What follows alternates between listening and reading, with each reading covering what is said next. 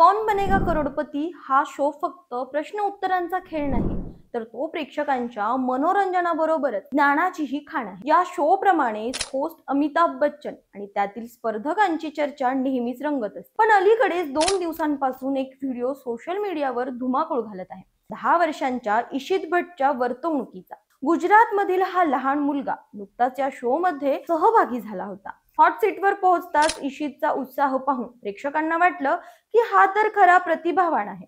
पण गेम सुरू होताच गोष्ट बदलली। मुलाने अमिताभ बच्चन यांच्याशी उर्मटपणे बोलण्यास सुरुवात केली।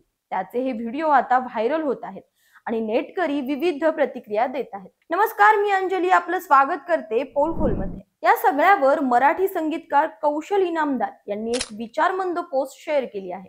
त्यात ते म्हणतात, इंटरनेट कधीच विसरत नाही। या म्हणीमध्ये एक कडवट शहाणपण दडलंय।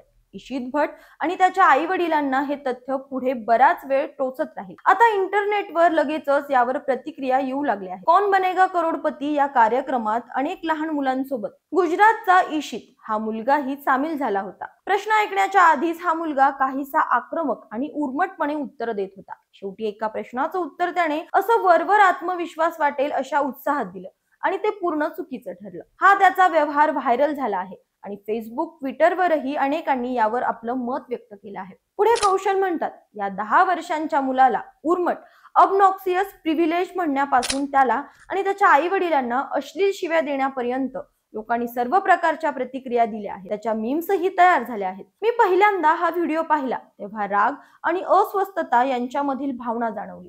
अमिताभ बच्चन यांच्या लौकिकाची तर बातच वेगळी, पण त्यांच्या वयाचा तरी आदर राखला जावा असं सतत वाटत होतं। माझी पत्नी सुचित्रा, जी एक प्रसिद्ध मानसशास्त्रज्ञ आहे, तिला ही क्लिप दाखवली तर तिनं ती संपूर्ण क्लिप अतिशय शांतपणे पाहिली आणि या मुलाला ADHD म्हणजेच attention deficit hyper activity disorder हा विकार असावा असं म्हटलं। पत्नीच्या या मतामुळे मी ती क्लिप पुन्हा एकदा पाहिली, यावेळी जरा अधिक एकाग्रतेने आणि संवेदनशीलपणाने पाहिली। मग विचारांनंतर काही निरीक्षणं मनात नोंदवली, ती आता तुमच्या पुढे सांगतो। या 20 वर्षात काळ जितक्या वेगाने बदलला आहे तितका गेल्या 200 वर्षातही बदलला नव्हता। आपल्या आयुष्याची गती असलेली धोके यात प्रचंड वाढ झाली आहे। विशेषतः शहरांमधील परिस्थिती फार वेगाने बदलत गेली। घाई अतिसाधारण झाली आहे आणि शांतता दुर्मिळ वाटते। ट्रॅफिक, गर्दी, राग, चिडचिड, अधीरता हे सगळे वाढत गेले। आधी मीडिया आणि नंतर सोशल मीडिया यांच्या वाढीमुळे विचाराआधी अभिव्यक्ती आणि सिद्धीआधी प्रसिद्धी अशी स्थिती झाली। त्यांचा क्रम आणि पदानुक्रम दोन्ही बदलू लागले। पुढे कौशल असं सांगतात, जितकं आयुष्य आपल्या हातातून निसटत चाललंय अशी भावना होते, तितकं ते आपल्या नियंत्रणात असल्याचा भास आपण स्वतःच निर्माण करीत राहतो। त्यातीलच एक गोष्ट म्हणजे पेरेंटिंग। आमच्या लहानपणी हे क्रियापद नव्हतं।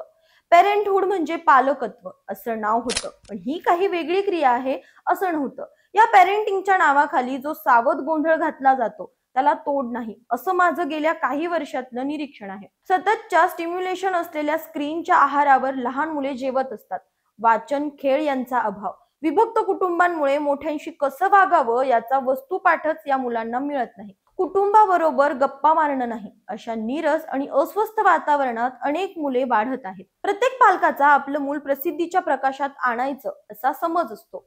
मग यात ते स्वतःची आणि मुलाची फरफट करत असतात। सारेगमप लिटिल चॅम्प मध्ये निवड करीत असताना मला असे पालक भेटायचे, पण सामान्य दिनचर्येतही माझ्या कार्यशाळेत आमचा राजू किंवा राणी स्टेजवर कधी गाईल याची मुलांपेक्षा पालकांना घाई असते। आणि असंही नाही की या क्षेत्रात काही उंचीचे किंवा खोलवर जाणारे करावं अशी त्यांची इच्छा नसते, केवळ स्पर्धेत टिकून राहावं यासाठी ही धडपड।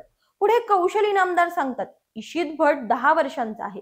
त्याची क्लिप नीट पाहिली तर समजतं की इतका अतिशय टोकाचा आगाऊपणा आणि उर्मटपणा स्वभावात येण्यासाठी जे अनुभव लागतात ते त्याने घेतलेले नाही। मी अशी अनेक मुले पाहिली आहेत की त्यांचा आगाऊपणा हा एक प्रकारचा संरक्षण यंत्र आहे। तो मुलगा आतून अतिशय भीत असावा, तो आत्मविश्वासाचा आव आणतोय, पण आतून तो तुटलेला आहे। त्याचं हे वागणं ही कदाचित मदतीसाठीची हाक असावी। शिव्या अनेक देणारच, पण कुणीतरी अशा सगळ्या आई बापांना जाऊन सांगणं आवश्यक आहे की ही कृत्रिम प्रसिद्धी आहे। इशितला थेरपीची गरज आहे आणि तुम्हाला थोड्या संयमाची। पुढे ते टीकाकारांबद्दल म्हणतात, जे लोक या मुलावर किंवा त्याच्या आई वडिलांवर तोंड सुख घेत आहेत त्यांनाही माझं असं सांगणं आहे की टाईप करण्यापूर्वी उलटे 100 आकडे मोजा. आपला राग बाहेर काढण्याचे इतर अनेक मार्ग आहेत. सगळ्यांनी जरा श्वास घेण्याची आतोनात गरज आहे. प्रसिद्धीची प्रकाश झोत पचवण्यासाठी डोळ्यांना अंधाराची तपश्चर्या करावी लागते. नाही तर डोळे मिटले तर या प्रखर झोताचे अवशेष डोळ्यांना आणि मनाला चिथोडत राहतात. सर्वांना चांगली बुद्धी दे ही प्रार्थना मला या काळात अतिशय योग्य वाटते. या व्हायरल क्लिपने आपल्याला फक्त हसवलं नाही तर विचार करायला भाग पाडलं. ही केवळ इशितची कहाणी नाही तर आपल्या घाईघाईच्या आयुष्यात हरवलेल्या संवेदनशीलतेची ओळख आहे. तुम्हाला काय वाटतं? तुमच्या प्रतिक्रिया कमेंट्स मध्ये नक्की सांगा. अशाच माहितीपूर्वक व्हिडिओसाठी आमच्या चॅनलला लाईक, सबस्क्राईब आणि शेअर करा.